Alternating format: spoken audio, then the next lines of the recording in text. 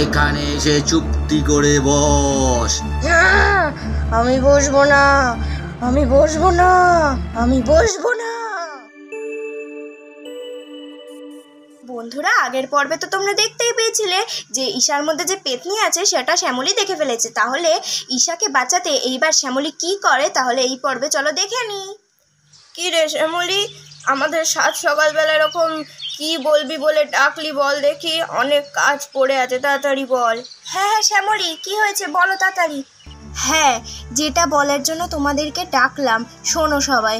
কালকে রাতে একটা ভীষণ ভয়ানক ঘটনা ঘটেছে। আমি রাত্রিবেলা ঘুমোচ্ছিলাম, তখন হঠাৎ দেখি পাশে ঈশা নেই, আর গরুগুলো ভীষণ জোরে জোরে ডাকছে। আমি তো ভয় পেয়ে বাইরে এলাম যে চোর টোর এলো নাকি। তারপরে আমি বাইরে এসে কি ভয়ানক একটা চেহারা দেখলাম জানো মা, বিশাল ভয়ানক। দেখলাম গোয়ালের পাশে একটা শাকচুন্নি দাঁড়িয়ে রয়েছে। তো দেখে ভীষণ ভয় কেঁপে গেছিলাম। তারপরে আমি যেই আওয়াজ করলাম তখনই ওই শাকচুনিটা না ঈশার রূপ নিয়ে নিল। কি বলো কি শ্যামলী? হ্যাঁ গো বৌদি, আমি যা বলছি সব ঠিকই বলছি।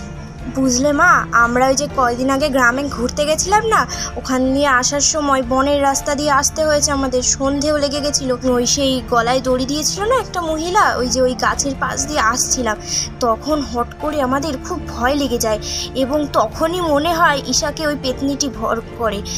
তখন তো বুঝতে পারিনি যে এরকম হয়েছে। কালকের দৃশ্য দেখেই আমি বুঝতে পারলাম। তাহলে এখন কি করা যায় বলো তো মা? হায় রে আমার পোড়া কপাল, মেয়েটাকে নাকি শেষে বলে ঘুরতে এসে ভূতে ধরলো। হায় ভগবান, এ কি হলো আমার? কালকে আমাদের ট্রেন, আমরা কালকে বাড়ি যাব কোথায়? আর মেয়েটাকে কি হলো ভগবান, ঠিক করে দাও গো। দিদি, তুমি অত চিন্তা করছো কেন বলো তো? আরে অত চিন্তা করো না, পাশেই পুব পাড়ায় এক বাবা থাকেন আমাদের, ওঝা বাবা। ওনাকে ডাকলেই সব সমস্যার সমাধান হয়ে যাবে। আমি এখনই শ্যামলীর বাবাকে বলছি যে বাবাকে ডেকে নিয়ে আসতে, তারপরে দেখো সব ঠিক হয়ে যাবে। তুমি অত চিন্তা করো না তো। আচ্ছা মা, শ্যামলী তুই গিয়ে বল তো তোর বাবাকে যে ওই পাঁচুতান্ত্রিককে নিয়ে আসার ব্যবস্থা করতে, তাড়াতাড়ি যা। ঠিক আছে মা, আমি এখনই যাচ্ছি। আর এই বলেই শ্যামলী তো তার বাবাকে দিয়ে পাঁচুতান্ত্রিককে ডেকে আনার ব্যবস্থা করল। এই যে ওঝা চলে এসছে। বাবা আপনি এসছেন, আমাদের বাঁচান বাবা, বাঁচান। জানেন বাবা, জানেন এদিকে কি হয়েছে? থাক, একদম কিছু বলতে হবে না, আমি বলে দিচ্ছি এখানে কি হয়েছে। বোম্বোলে বোম্বোলে। এখানে তো আমি বুঝতে পারছি এক ভয়ঙ্কর প্রেতাত্মার অবস্থান রয়েছে। বাবা বাঁচান, বাঁচান, আমাদের মেয়েটাকে বাঁচান বাবা। কোনো চিন্তা নেই মা, আমি এখানে একটা যজ্ঞ করব। যজ্ঞ করলে ভূত প্রেত প্রেতাত্মা সব আমার হাতের মুঠোয় বশ হয়ে যাবে। তাহলে আমি যা যা বলছি সেই যজ্ঞের জিনিসপত্র এখনই এনে হাজির কর। আর এদিকে এই যজ্ঞের সমস্ত জিনিস প্রস্তুত করা হয়ে গেল এবং ওঝাও বসে পড়ল।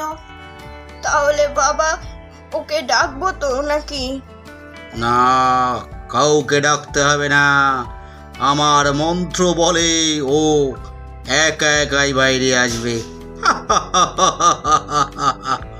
রিং ব্রিং কটাস, যে যেখানে প্রেতনি ভূত আছিস সবাই এসে কটাস, আয় আয়। আর এদিকে ওঝা মন্ত্র বলতে লাগলো আর ওইদিকে ঈশাও বেরিয়ে আসতে লাগলো। কে এসেছিস, কে এসেছিস? আমার গা হাত পা জ্বলে যাচ্ছে। আয়, এখানে এসে চুপটি করে বস। আমি বসবো না, আমি বসবো না, আমি বসবো না। বসবি না তুই? বসবি না? তাহলে এই নে। কি দিলি এটা? আমার গা হাত পা জ্বলে যাচ্ছে, জ্বলে যাচ্ছে। আচ্ছা বসছি বসছি, ছাড় ছাড় আমাকে। তুই কে? কে তুই? কোথা থেকে এসছিস? আর কোথা থেকেই বা এই মেয়েটাকে ভর করেছিস?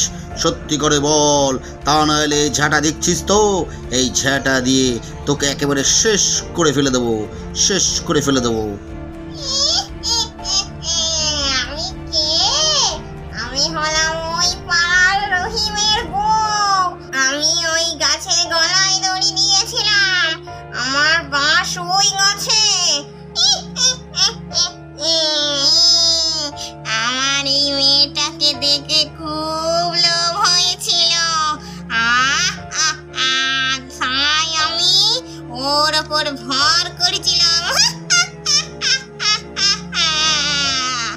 ঠিক আছে, কিন্তু এখন থেকে তো এই শরীর ছেড়ে যেতেই হবে।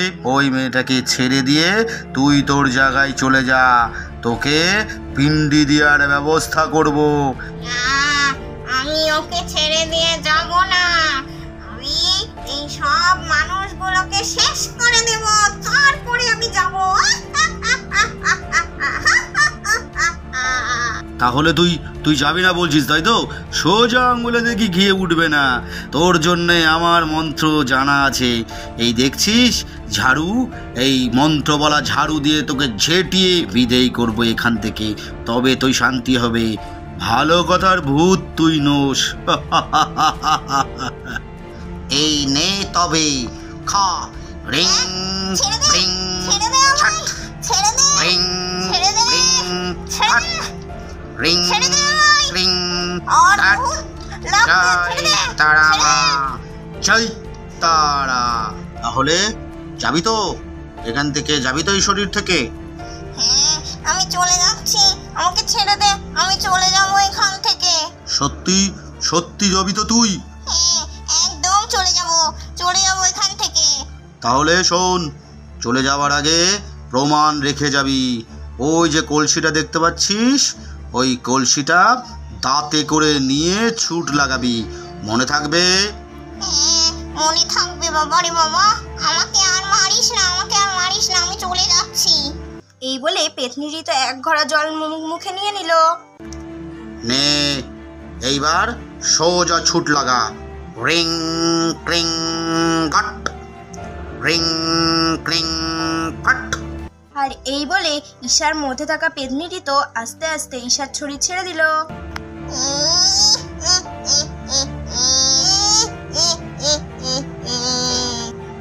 আর পেতনি শরীর ছাড়ার সঙ্গে সঙ্গে ঈশা তো অজ্ঞান হয়ে পড়ে গেল।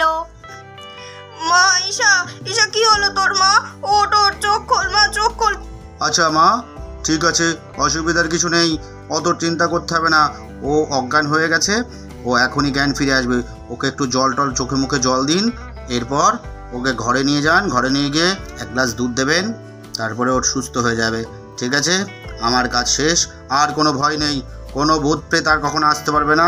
আমি এই বাড়ি এবং ওর শরীর বেঁধে দিয়ে গেলাম, কোনো চিন্তা নেই।